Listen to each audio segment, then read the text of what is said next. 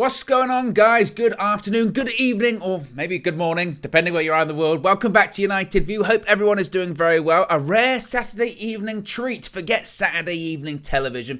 I don't even know what's on nowadays on British Saturday evening television. Back in the day, it used to be Strictly, or I'm a Celebrity, or X Factor. Is that even a show nowadays? Or whatever it may be. This is where you want to be. This is where you want to be on your Saturday nights. Not going out. Not going out to places. Not going out with your friends. Friends? Who needs friends for? We've got this. We've got a United View discussion. We've got a Manchester United discussion. We've got some transfer news to get into.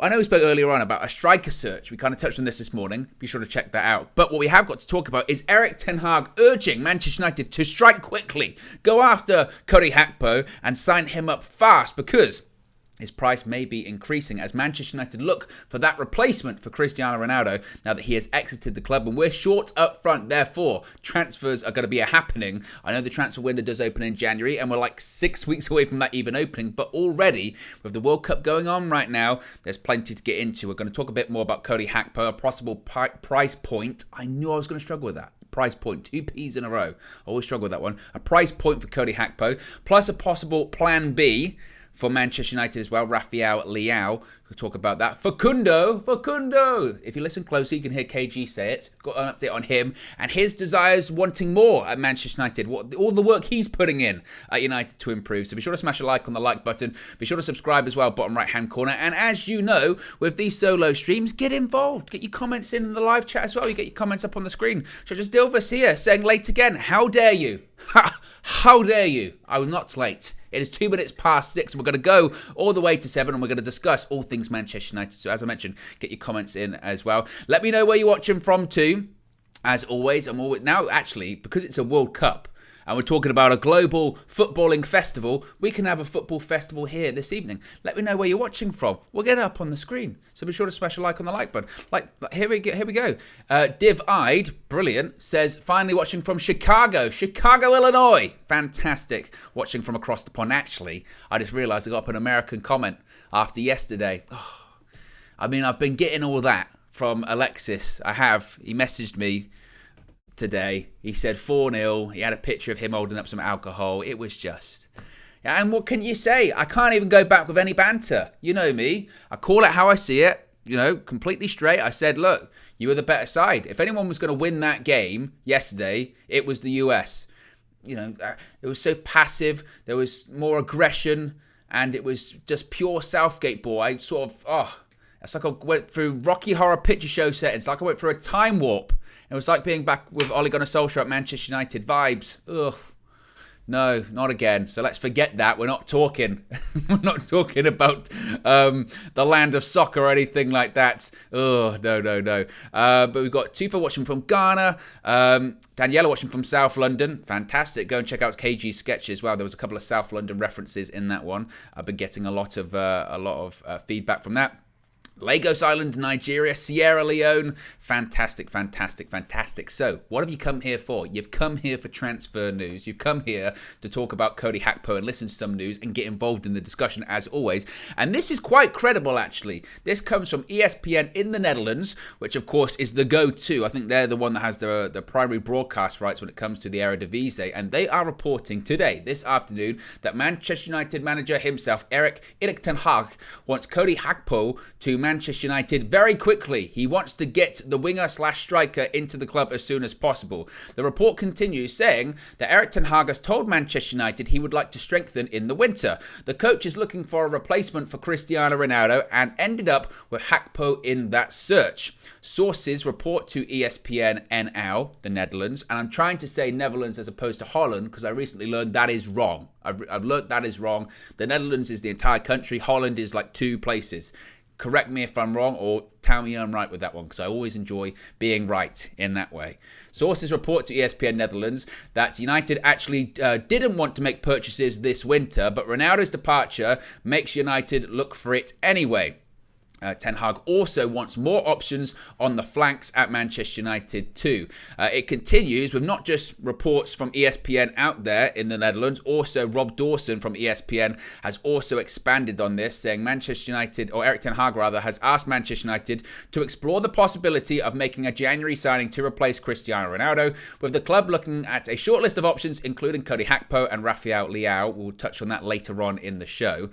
Ten Hag understands the financial constraints after the larger than expected outlay in the summer, but remains concerned that Ronaldo's exit will leave him short of options for the second half of the season. Sources have told ESPN that Ten Hag remains a keen admirer of the 23-year-old Cody Gakpo, who had been followed by Leeds and Southampton. PSV Eindhoven value Gakpo at around 50 million euros. So we touched on this morning, but it's worth bringing up once again now because we're getting more information that Erik Ten Hag is a really big fan of him. And that's not so much of a surprise, really, because we knew that from the summer. We were being linked to him heavily in the summer. And frankly, if Antony hadn't end up costing as much as he did, there was a high chance Cody Gakpo would probably be a Manchester United player today, realistically. Because at one point in the summer, I remember doing the shows on him, there was a real discussion point of, is it Gakpo or Antony, or is it Gakpo and Antony? Now, it turned out just to be Antony, and the reason why is because Antony's price snowballed and got bigger and bigger and bigger and bigger and bigger, and it ended up costing 100 million euros, around 80 to 85 million pounds. Manchester United did not expect that, so once that price got to that point, they said, well, actually, no, we can't afford Cody Gakpo anymore. The problem was for PSV is they had budgeted and they had assumed that they would be selling Cody Gakpo in the summer, and when they didn't, they kind of came to the point of, well, we've got to sell him.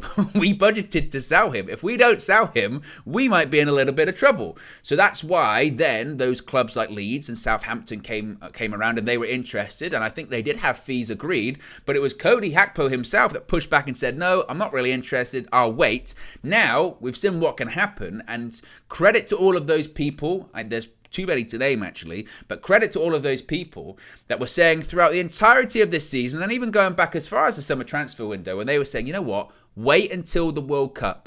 Wait to the World Cup, see what happens. People will put in good performances. People that you don't expect will play well. The eyes of the world will be watching them, and then suddenly their price will go from here all the way up to here. And then when clubs are desperate in January, and make no mistake, United are desperate now. They are. You know, we needed a striker in January anyway. We weren't going to do it because I think the thought process of the brain trust at the club was, we'll wait till the summer. Ronaldo's going to leave in the summer. His contract expires in the summer. We'll go big in the summer. We don't really tend to go that big in January. Occasionally we do. If something comes up, i.e. a Bruno Fernandes, then we'll do that. But now that Ronaldo's gone, the club has no choice. You know, the pressure, it's interesting. It would be really interesting to know what was the expectation on Erik Ten Hag coming into this season? Because if the expectation on Erik Ten Hag from the Manchester United hierarchy was you have to finish in the top four, Erik Ten Hag is well within his rights now to go to that same board and say, you know you want me to finish in the top four, I'm telling you, if you don't get me a striker in January, we're in trouble in terms of reaching that goal. Because even with Cristiano Ronaldo, we were short. There were times when I was playing Rashford up front because, let's face it, Ten Hag just didn't fancy Ronaldo in that position. He wanted more fluidity. He wanted, a player that was going to press more from the front. Again, someone that maybe was a bit more dynamic, and he didn't feel like Ronaldo was that. So we were short with Ronaldo, let alone without him. We've got an Anthony Martial who hasn't completed 90 minutes this season, and a Marcus Rashford who isn't even really a striker. He's a left winger. Now, obviously, the pushback to getting Cody Gakpo in January would be, Owen, you do realise that you're buying another left winger in Cody Gakpo because that's where he regularly starts. I believe, and this is just my opinion, you can let me know in the live chat, I believe that realistically Erik Ten Hag is looking at Cody Gakpo as a bit of a stop hack. I was trying to do a stop Gakpo. That would be better. It'd be better if I did it that way. But it didn't work out. He's looking at him as a stopgap. realistically, I think, until the summer. I think United will go big once again in the summer because they always do. I think come the summer, that's when you're going to see that 80 million, 90 million pound signing of a striker, possibly, Osimhen, possibly, I don't know who it's going to be, but I think that's for the summer. I think that United and Ten Hag, and actually, to be fair, I think this is the right move for United, is get someone who is attainable in January, like Cody Gakpo, who can make a difference, like Cody Gakpo, who can contribute, like Cody Gakpo, but he isn't the long-term solution in terms of finalising who that number 9 is going forward, but he can do a job there until we get to the end of the season, and he can score goals. He's been scoring goals for PSV this season. He's been getting assists for PSV this season. And he can do that if he comes in at Manchester United. And frankly, he can play across the front three. He can play across that entire front three. He can be a real positive addition to United. Yeah, he can play on the left. And I know that's overcrowded there. I know we've got Rashford. I know we've now got Garnacho. We've got Jadon Sancho. Technically, Alanga's on the left-hand side, even though he plays on the right as well. There's a lot going on there. I understand that. But at the same time, Cody Gakpo can start up front and score goals. He can start on the right-hand side. If Antony's injured, which he was before the World Cup, I think he's out at the moment with illness, I think, for Brazil. So we've seen what happens. If Antony's out injured and we go, who are we going to put on the right? We're going to put Sancho there? Well, it's not really his best position. We're going to put Alanga there? Oh, it's not really his best position. In fairness, it's the same with Cody Gakpo. It's not his best position, but he can do a job there. I think he's a positive addition in a difficult window. And I do push back on United in the past where they're just like, well, we're not going to do any business in January. It's too difficult. When people say, oh, it's really difficult to do signings in January, well, it's not. It's not difficult to do signings in January. It's the same situation as it is in the summer. There is a pool of players available. They're always available in January. It was the same last year. And in fairness to him, Ralph Rangnick said it. He said it after the fact. We don't know how true it was at the time, but there were players available last year. Vlahovic, Diaz, just 2 of them. We just named them like that. There are quality players available, but you have to get involved in that race and you have to be proactive, where Manchester United traditionally are not proactive too. So I look at Cody Gakpo and see a player that's in form, scoring goals, and most importantly, he's attainable. The price is already set, 50 million euros. I suppose the concern might be, it might be more now because of what's happening at the World Cup, and there will be other clubs that will be interested. In the past summer, not that it was a one-horse race, but you felt like if Manchester United realistically put a bid in, it'd have been done easy. He's going to United. The Southampton and Leeds stuff happened after that. Now, there is a possibility, very possible, that a Chelsea could come in. They might look at it and go, well, actually, we might want to get Cody Gakpo in as a striker. Why not? Even though he's not really a striker, he's a left winger, but he can play across the front. Why don't we go in for him? There might be other clubs. Real Madrid, they're saying this morning that Real Madrid or Bayern Munich were also sniffing around. That's what happens at a World Cup. You do a couple of impressive performances, suddenly people start to get involved. People start to get involved in that, for that player, for the pursuit of that player, and then you get yourself a bidding war. And that's the one thing United don't want to do because they overspent in the summer, and frankly, they probably feel like they're taking out of next year's budget anyway, or next season's budget anyway, by going after Cody Gakpo. They didn't intend to buy anyone in January. So, but in fairness, I'm not going to hold up too much sympathy because that's their own fault, because last summer, you could argue they mismanaged the Ronaldo situation. They should have just terminated his contract then. So it's a difficult one, but this would be the one that I think United are going to go with. Clearly, it's the one that, according to reports, Erik ten Hag is telling the club, go after him, get him. And if you were smart and you were proactive, which of course United is not traditionally, you would say, if you were Erik ten Hag, negotiate this now. Don't even wait to January. Don't wait till December. I know December's 5 days away. Go to PSV now. Agree a fee. Negotiate. We know he wants to come because he wanted to come to United in the summer, and I would have doubt that would have changed that much. Erik ten Hag most likely already made contact with him in the summer, and maybe Erik ten Hag and people, intermediaries or whatever, said, well, we'll wait till next year or we'll wait till January and we'll see what happens. If you're United, get it done now. Don't wait for January to open. January 1st, he could be a United player because we're already back to action by that point. We're going to be back in action on the 21st of December. Then in the Premier League, we're back on the 27th. So we would need him come the 1st. We would need him to be coming in straight away. Obviously, his fitness and match rhythm would be dependent on how far the Netherlands go in the World Cup. But you know the situation now. Ronaldo's gone. You need a striker. Let's forget all of this while we're shortlisting, we're monitoring. Let's get it done. Let's get it done right now. And there's a deal to be done right there. Whether or not United do it, whether or not United do what they typically do when it comes to deals, and that's leave it till late and negotiate and monitor and go back and forth.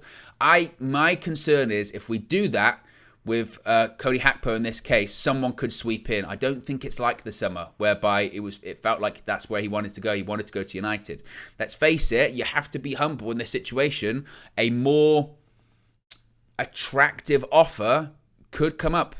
Again, World Cups change things. World Cups get people moves that weren't on the cards prior to the tournament. And if Cody Gakpo continues this form, scoring goals, there'll be other teams that are looking to push for a title in their league or pushing for Europe or whatever, or suffer an injury to one of their players and they'll bring him in. And that's what we need to be really, really careful for. Any other players that we're linked to in January, whether it is Rafael Leao or whether it is whoever, I feel like they're more difficult deals to do. And we found ourselves in a situation that Manchester United didn't intend to find themselves in. And the best way to react to it is to react to it quickly. Now, and this is why I want to get your opinion as well. What are your thoughts on Cody Gakpo? Because from what I've seen on social media, and it's a small sample size in fairness, and social media brings up all types of people, but there are some people that are like, no, I don't like him. I don't rate him, or I haven't seen enough that really, convinces me. I've seen this argument quite a lot, saying, okay, you got 2 and 2, but I'm still yet to be convinced. Convince me. And I think that's quite interesting. So I would like to know, if that is the case, who do you think we should go for in January? Because again, January, whilst it's not impossible to sign people, it's more difficult than the summer. Those larger, bigger transfers, the Victor Osimhens of the world, we can't get. But if not Gakpo, then who? So let me know in the live chat who you are interested in. I do want to bring this up. I think we might have gone past it. Well, I can click on it. Here you go. Austin Baker is the latest member of the UB Members Club. Or I don't know. You've got a blue badge next to you, so I have a feeling you might be a regular member, Austin. Nevertheless, appreciate all the support. So there you go. I wanted to make sure that I had that. I didn't miss that out. Be sure to smash a like on the like button as well, guys. Let's get to 100 likes early. Straight out the way. Let's get to 100 likes. Be sure to subscribe as well, bottom right-hand corner. Just like Austin, you can join the UB Members Club. Links in the video description. It's also the pinned comment in the live chat as well. You get your badges, your emojis, and your exclusive members-only content as well. And as I mentioned, let me know your thoughts on Cody Gakpo. For me, I think it's a no-brainer. My only concern is that if we act slow, then we could possibly miss out. Or, again, that price is only going to go up, I think, unless something really desperately bad happens to the Netherlands and they go out fairly quickly. And it looks like they're going to go through their group, doesn't it? They've already on... well, did they draw? They drew in the end, didn't they, yesterday? It's France is the first club that's through. Country that's through. They just won their match against Denmark. Kylian Mbappe coming up clutch at the end. So it depends, I suppose, what does happen with him. But again, so it's still interesting. It's still interesting when it comes to Cody Gakpo. Let's also talk about Rafael Leao. Now, this is quite interesting too. This comes from the same article from ESPN in the Netherlands, saying that AC Milan's Rafael Leao is also very popular at Old Trafford, but as a plan B. So this is an interesting one because I look at this and say, how feasible do you think this would be in January? And I look at Rafael Leao. Is he any more of a striker than Cody Gakpo is? I look at him as a similar kind of player that can play on the wing but can also play up front. And also... How feasible or financially viable is that deal to do? Again, I look at AC Milan. They're not having as good of a season that they had last year. Of course, last year they won the league. At the moment, I think they're 8 points off Napoli, who are top of the league. AC Milan in second. So in a period of time when they're going to be looking to add to their squad to chase down the top of the league, I'm not sure why they'd want to be letting go one of their more sort of prized youngsters, and especially again for a January price that would be quite expensive. So I feel like that one's unlikely, and again, it makes me laugh as a plan B, because is that really even a viable plan B, to be honest with you? Again, I really do think that Cody Gakpo is the option there. Of course, we do have to have other alternatives and other options, because who's to say that the Cody Gakpo deal even is going to be available? As I mentioned it, we can't find ourselves in a situation whereby, for whatever reason, if we do miss out on Cody Gakpo come January, and then what?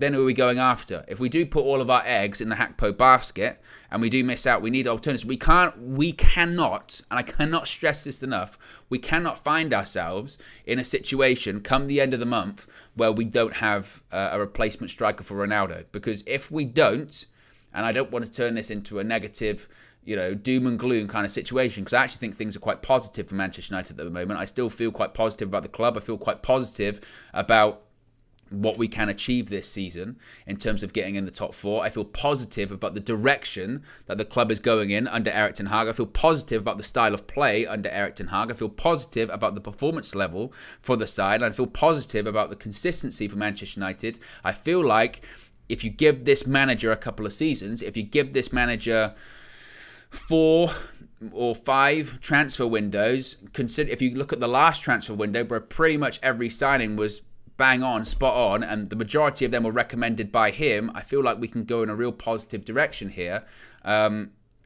Again, if we find ourselves in a situation where come January we don't bring in that striker, I have a real feeling we'll be in trouble in terms of getting in that top 4, because there is no way, just no way our rivals around us don't strengthen in January. Think about it, they all will.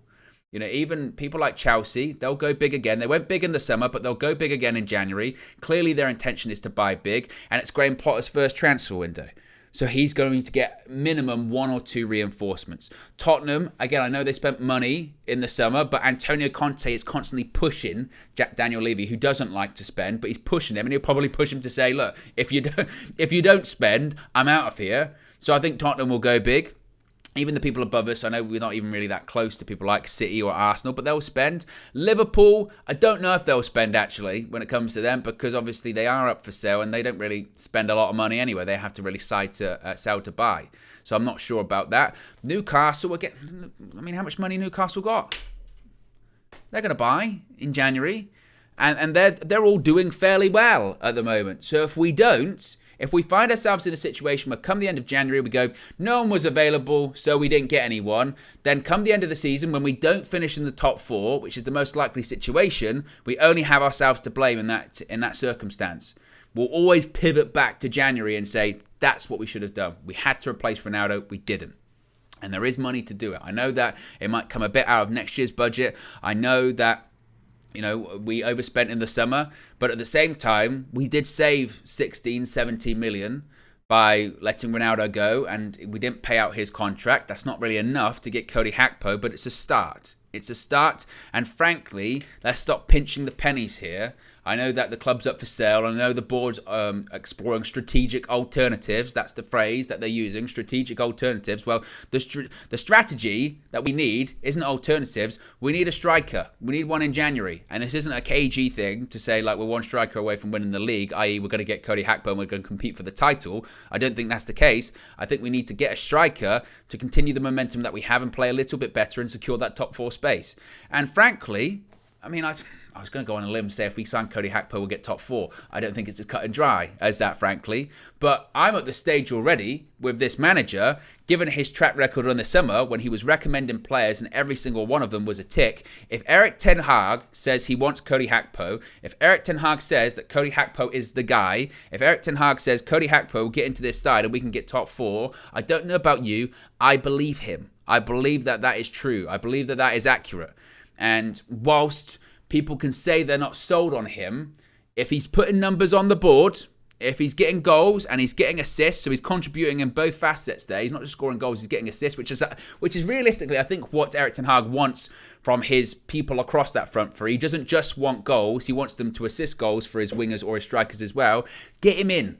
Because that has been the one thing that we really have been struggling with this season, actually, is being clinical. And what we have seen for the Netherlands, I know it's only 2 goals and it's only 2 games, but we've seen a guy that can be clinical. And adding someone in that can be clinical, can get those extra couple of goals, will be invaluable for the remainder of the season. And I think Gakpo's that guy. Again, Rafael Leao, I don't really buy into that much. I think that I don't see why, realistically, a side that's second in Serie A that's trying to catch up for the title would be willing to sell, an up-and-coming young player, unless he's got not that long left on his contract, which I'm not sure if that's the case with Rafael Leao. You can let me know in the live chat. Super chat from Nick says, knowing the Glazers, probably Memphis on a free. You know what? This is the thing with Memphis Depay, and I said this in the summer, and maybe it was desperation. It's probably fair. Maybe it was desperation as the window went on. But if you said to me, you buy Cody Gakpo, 45, 50 million euros, but you could also bring in Memphis Depay on a free, it would depend how big his wages is. I'm not keen on giving him a massive deal or anything like that. But at the same time, I wouldn't be massively against it. As long as it's him plus someone else. I don't want us to be like, we needed to sign a replacement in January, so we got in Memphis on a free. No. I remember I watched Memphis live a lot in his first season at Manchester United. I was there at Old Trafford. I was there that day when he scored his goal against Club Brugge in the Champions League qualifier, and it was a great goal. And, I know people will point to, actually in France he scored a load of goals or what have you. He's a player that can contribute. But I would still, Cody Gakpo still the priority. If you said to me, get Cody Gakpo and Memphis, I'd go, well, that's options. Someone on the bench that could positively contribute. And we need bodies. We need people in those attacking areas. I mean, the report said it themselves. Erik ten Hag wants more options on the flank. That would be more options on the flanks, and that would be more options across the front line. Memphis, a bit like Cody Gakpo, a bit like Rashford, I guess, can play across that front three, can play up front, can play out wide. And it would be more options to have. We've got a lot of games coming up throughout the remainder of the season. That October we had, when we had a game every 3 days, that's basically that for the remainder of the season. So I'm not against bringing in Memphis on a free, but if that's our only January signing, I think we've got a problem, because I think we need more than that. So I'm not totally against the Memphis one, because I do think that could be positive, but we'll see. King Just says Leao should be a Plan A player, not a Plan B player. Scott says he's got a year left on his contract. Is that accurate? You know what? I'll just do it myself, Owen. Why are you being so lazy? Rafael Leao. This is what you can do when you're live. Contract. Good if I could spell it.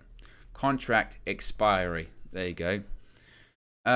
Contract expires 30th of June 2024. So that's what, in about a year left on this contract. So that's why. Maybe that's positive. Maybe that's why AC Milan, it's kind of put up or shut up time, because it's really, if he's saying to them, I'm not going to sign a new contract, it's got to be January or the summer next year. I think possibly.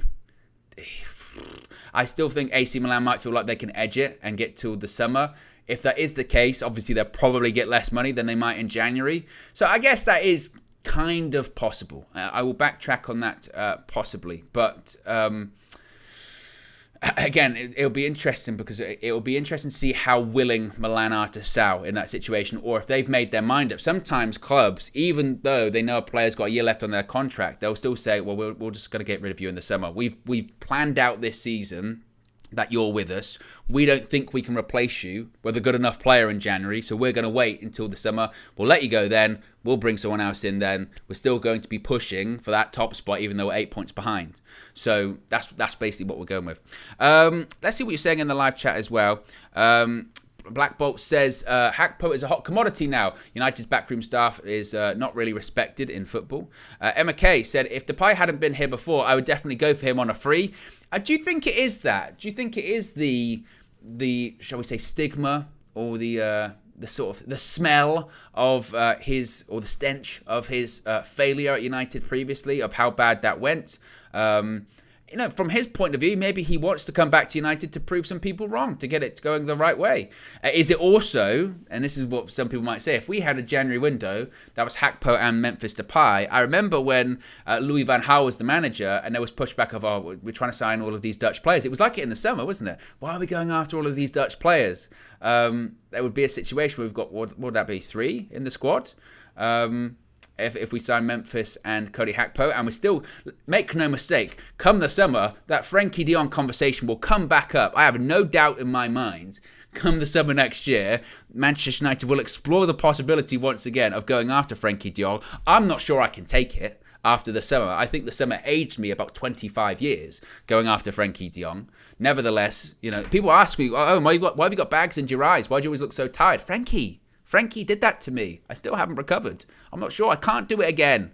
No. I don't want to discuss Barcelona again. I know we're going to have to in February because we're playing in the Europa League. But no, I can't handle that anymore. FDJ, no way. That rhymes. That works. No. But if he did become available, I might be interested. And that's the problem.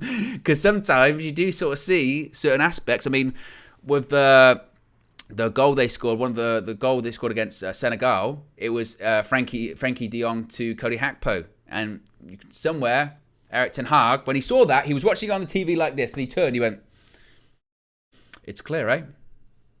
That's all he needed to say. It's clear, eh? That was it. It's possible. Erik ten Hag, he knows these things. So be sure to smash a like on the like button, guys. Be sure to subscribe as well, bottom right-hand corner.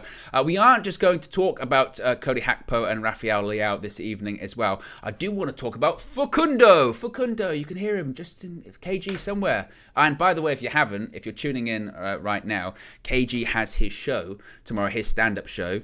If you haven't bought tickets and you wish to attend, go to I think it's on his Instagram bio or his Twitter bio. There's links everywhere. There's links on his channel to go watch his show. So go and purchase tickets. That would be much appreciated. I'm sure he would very much appreciate that. Let's talk a little bit about Facundo Pellistri. Lots of rumours about his future at the moment, isn't there? There were reports or interviews. I might have even been an interview with his agent came out and basically said, look, come January, Facundo's off. He's leaving. After the World Cup, we're assessing his future and we're getting him a move away from United. And the way they were talking made it sound as if it was a permanent thing. So he wants to go. He's gone. He was part of that infamous 2020 transfer window, which the majority of the players purchased aren't at the club or out on loan or are not playing anymore. That window is wild when you look at it. Facundo Pellistri and Ahmad, they were like the replacements for not signing Jadon Sancho at the time. And Facundo, according to Rob Dawson from ESPN, is so keen to impress that he has regularly asked United coaches Darren Fletcher, Steve McLaren and Benny McCarthy to stay after training for extra sessions. Benny McCarthy is working specifically on Pellistri's shooting, while teammates Bruno Fernandes and Lisandro Martinez have also helped him out. It continues saying Pellistri has also taken on extra gym work, having realised he was too lightweight to thrive in English football, and staff, according to sources, have been impressed with how hard he's worked despite not playing. It's a weird one, Facundo, isn't it? It's a weird one because when we signed him, and it was a bit like the Ahmad thing, that you maybe give United too much credit. I think maybe we did at the time. When they said, we've signed Facundo Pellistri, a young Uruguayan talent. You go, okay, I've never heard of him, but I mean, he must be good. he must be good. We haven't heard of him, so he must be good. The scouting department, it's their job. He must be good, right? We haven't really seen it at this point. He's still young. He actually started for Uruguay in their opening game the other day in the World Cup. And actually, I thought he was quite poor. I thought he looked a bit out of place. I think that he scored on the pre-season tour, didn't he? Against Liverpool, of all games, in that first game in Thailand. And you thought, well, maybe are we going to see a bit of an emergence this season? He's been on loan a couple of times.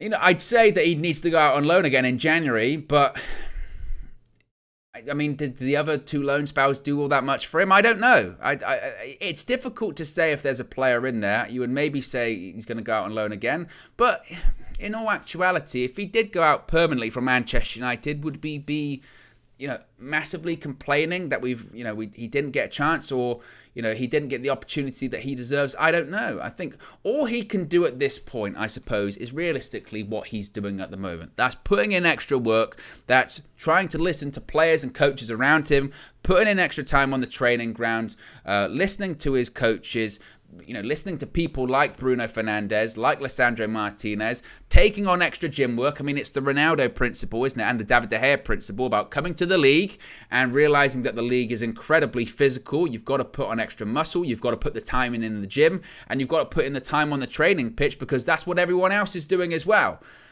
Is there a player in there? I don't know.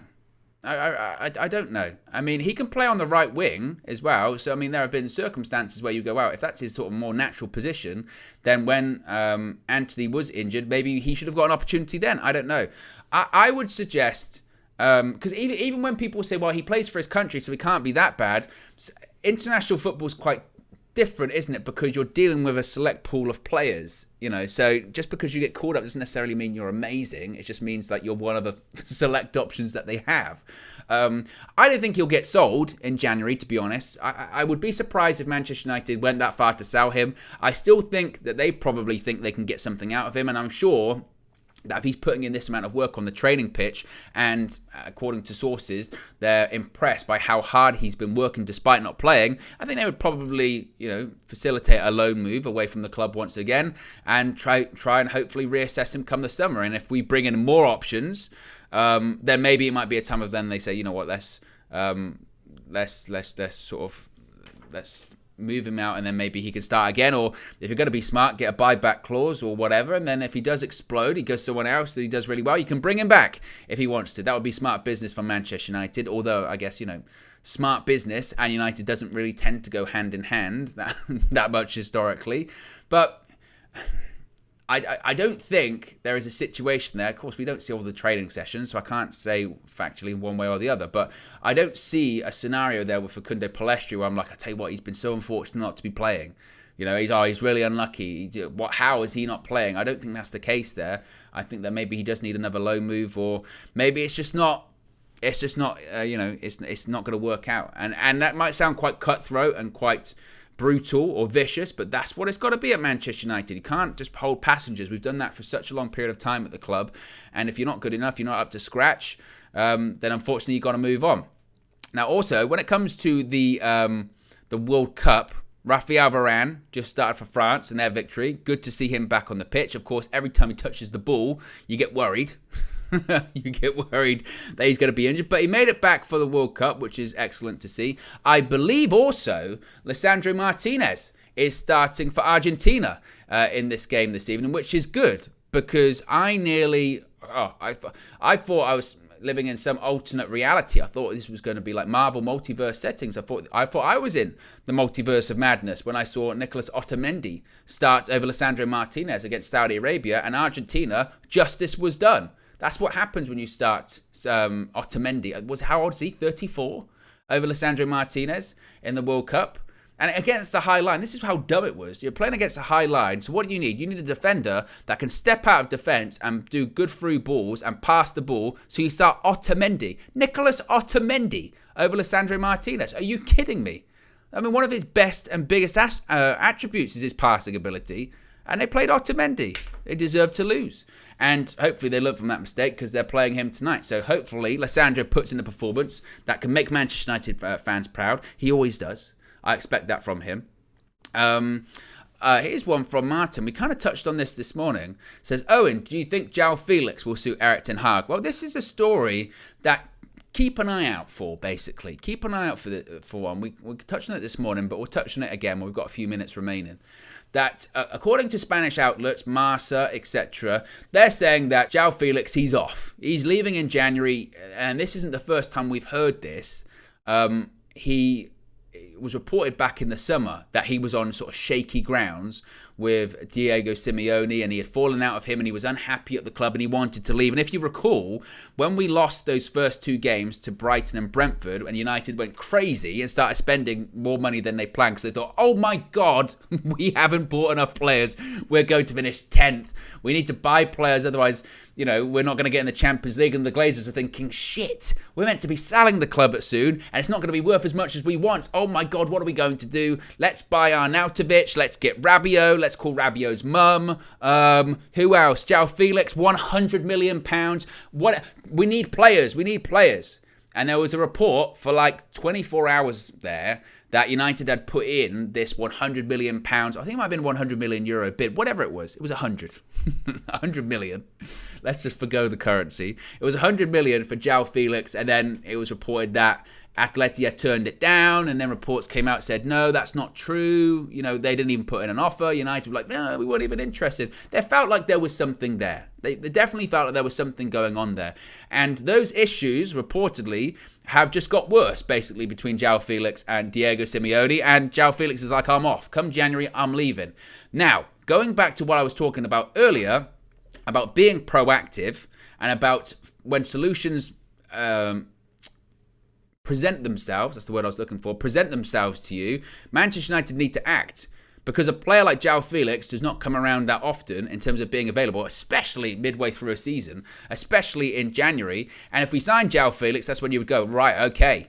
Now we press on to the end of the season. And actually, it might make the summer business a little bit easier. I'm not saying Joao Felix is the answer to the striking options, but he's certainly a useful option to have, 100%. I don't know how much it will cost, just because he wants to leave and just because he's fallen out with the manager. Yes, Atleti could be open to selling, but at the same time, they're still going to be selling at the right price. Make no mistake about that. It's not going to be a case of, well, he's falling out, he's going to go for 20 million. It's still going to be no. I mean, they signed him for 100 million, was it euros anyway? Most expensive teenager ever. So logically, you would think, because he's still a young guy and still a very good footballer, and he's improved despite playing in a very rigid and defensive team and system and under a very defensive manager, successful but defensive manager, he has improved and his value must have increased whilst he's been there.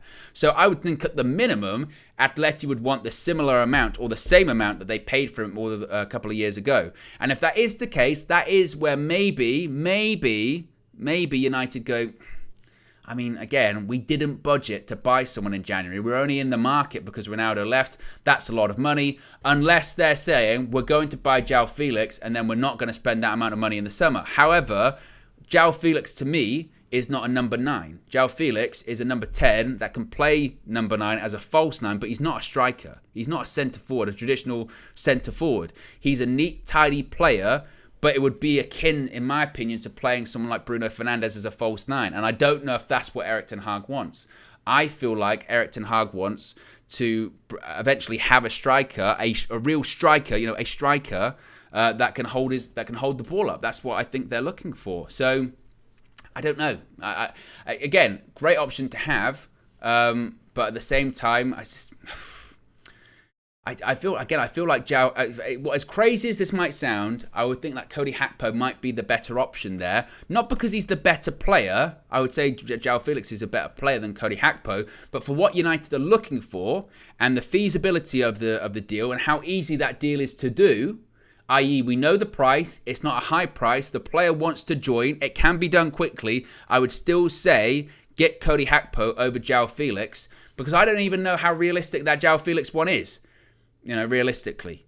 And again, buy Cody Gakpo, it will get you to the summer, then come the summer, spend big on a striker then, whether it's Osimhen, whether it's someone else. A proper striker, a centre forward. Gakpo's what we need. Joao Felix is what we'd like. That'd be in an ideal world. Again, and I wouldn't honestly be against getting Cody Gakpo and a Memphis on a free, because that's two options that can assist us in those forward areas. Because how many times this season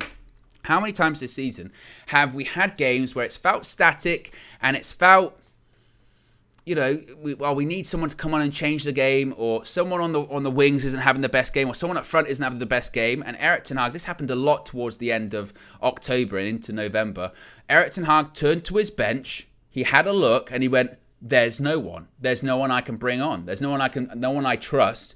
Even Alejandro Garnacho kind of worked his way into that role, whereby now he is a player that Erik ten Hag trusts. And if Alejandro Garnacho is on the bench, he can turn to him and say, I can bring on that kid and he can score goals. He's done it. He's won us 2 games with goals. He won us the game against Real Sociedad. He won us the game in the last minute against Fulham. He trusts him. He's an option. So that means that he can start games, and then he can turn to the bench and see Jadon Sancho and go, wow, I can bring him on. I trust him. I don't know how effective he's going to be at the moment because he's not in great form, but he's an option. But apart from that, he's turning to the bench and he's seeing people like Facundo Pellistri, people like Anthony Elanga, and going, I can bring him on, but it's out of hope more than expectation that they're actually going to come on and affect the game. Whereas if you did have Memphis Depay on the bench, I do feel like he'd turn to him and go, well, I know he can come on and he can do something. And Cody Gakpo might be starting, and then that means that, I don't know, Martial's on the bench and you can bring him on or whatever. It's more options to have, and clearly we need more options to have. How many times has Erik ten Hag in interviews and press conferences said this? He said it after we lost against Aston Villa at Villa Park. He said it after we won that game against Real Sociedad, but we didn't top the group in the Europa League. He said we need more attacking options. And since then, we've lost an attacking option. So it seems baffling that we don't go into January and don't sign anyone. Even Cody Gakpo, again, is a good replacement. But still, I would argue at the time, if we come to the end of the January transfer window and we've just signed Cody Gakpo and that's it, I would go, we're still light. We still need more. We still need more bodies. So I don't know what the situation is. I don't know if Manchester United's thing is we're just going to bring in one to replace the one we lost in Ronaldo, and that's Cody Gakpo, and that's it. Or if an opportunity presents itself, like a Memphis or like a Joao Felix, i.e., they get offered a player and United just have to put some money down to make it happen, will they do it, or are they going to be drawing their line in the sand and saying, no, it's just a replacement, it's just like for like, that's it? My hope would be they're a bit more proactive than that and a bit more flexible than that, but I don't think they are. I don't. I think there is a budget in place. There was a budget in place in the summer that they blew through. There was no budget in place for January. The Ronaldo thing changed that. And there already is a budget in place for the summer. And even that really is dependent on Manchester United finishing in the top 4. Because if we don't, that budget goes from this to this. And that's what's going to happen. We don't know what's going to happen with the ownership. The expectation is the club's going to be sold. We don't know when. We don't. So you can't plan for next summer with the mindset of, well, hopefully by then someone would have bought the club and it's going to be someone that's really rich, so they're going to put all this money in. You can't operate like that. That's bad business. That's very, very risky business. Good movie. But it's very, very risky to do that. And I can't imagine Manchester United are operating like that at the moment. If anything, I think when it comes to all of that background noise about the ownership and about the Glazers seeking strategic alternatives, the noise that's been put back into the club is ignore it. Ignore it. It's something that's going on in the background. When you need to know, we'll tell you. Manchester United is going to continue to operate how it's operated for the last however many years, which is a self-sustaining business. You have your budgets in place. That's it. Focused on that. And I don't even think Erik ten Hag can look that far into the future as well. So, again, I mean, it can't really be overstated, actually. Like, the January window is really, really important. It is possibly, and I don't want to overstate it, but realistically, we could be looking at a window that might actually define United's season, because a lack of action is going to lead most likely to a poor or difficult season for United, or a disappointing one. Action, and not just signing one player, maybe signing 2, could really push us up and really put us in good stead for next season. We've seen some players in this World Cup. We've spoken about, Jude Bellingham. I think we're barely in that discussion anyway, quite frankly. I think considering everyone that'd be in for him. But if you do qualify for the Champions League, you're in the conversation with that. But we're nowhere near favourites. I think you'll go to City or Real Madrid or someone like that. But even, we spoke about it earlier, Frankie de Jong. Had we been in the Champions League this season, maybe that whole conversation would have gone a bit differently this past summer. Maybe that we'd have a bit more leverage. Now, ultimately, Frankie de Jong didn't come to United because he didn't want to leave Barcelona. But at the same time, and it's a big if you qualify for the Champions League, again, I said I don't want to do it, and I don't want to do it, but I think Erik ten Hag wants to do it. So that means I kind of want to do it. I don't really want to do it. I mean, that didn't even make a lot of sense. But my point being, you've got to get the top 4 because it's going to impact the summer plans. I'm not sure where I'm going with it. I'm not sure where I'm going with that one. And a lot of people pushing back on the Jude Bellingham thing. I don't think we're going to get Jude Bellingham either, must be said. Let me put that right out there. I do not think we're going to get Jude Bellingham. My point being is, in a general sense, to even be involved in the discussions to maybe get these big players, world-class players that can improve us, we need to qualify for the top 4. And if we don't, you'll be able to trace that all the way back to this January transfer window and say, the lack of action here cost us. That's why it's so important. That's the important thing. So there you go, guys. Be sure to smash a like on the like button. Be sure to subscribe, bottom right-hand corner. Plenty of Manchester United content still coming as well. Hopefully, again, England, as I mentioned, England, I mean, I haven't even responded to the latest message from Alexis, actually. You know, he's telling me about how good the USA are and how good some of their players are. He said to me, he went, oh, nobody can admit the USA coach tactically outclassed Gareth Southgate. And I said, well, that's nothing to be proud of. You know, out-tacticing Gareth Southgate's not that difficult at all, realistically. That's nothing too big. So, I tell you. Stevie Jenks says, when will we see Mr. Banker again? You never know where he'll show up. He's doing a lot of negotiating at the moment. He's taking a lot of meetings. Some he doesn't intend to. Some of them just pop up on his phone. He gets the message from Jenny.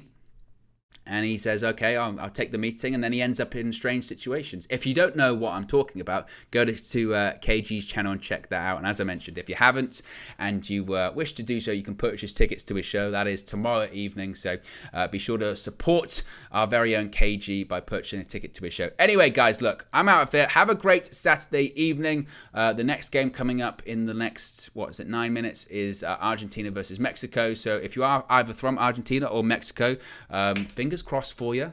You know, I can support any team too, especially when England's not playing. I'm out of here. Have a good Saturday, and I'll speak to you again very soon. Peace.